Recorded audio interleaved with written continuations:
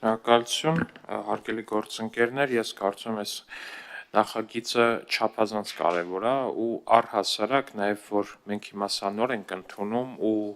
սրանից առաջ արդեն իսկ եղել է պաշտպանության նախարարության հետ կապված ծրագիրը զինծառայողների մասով, այլ ծառայությունների հետ կապված եղել է ծրագիրը, բայց ոստիկանների հետ կապված նոր ենք մենք սա ընդունում, սա նաև կարելի ասել պետական մակարդակով արտացոլել է նաև հասարակության շրջանում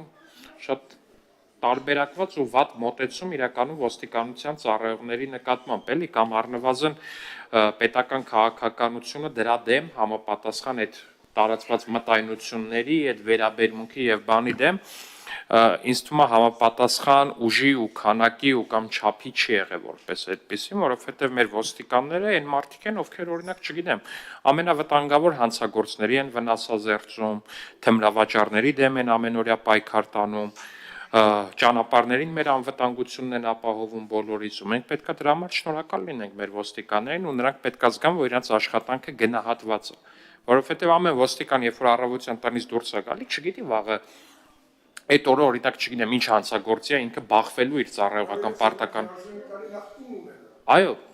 հա նախ տալիս են գետնավորություն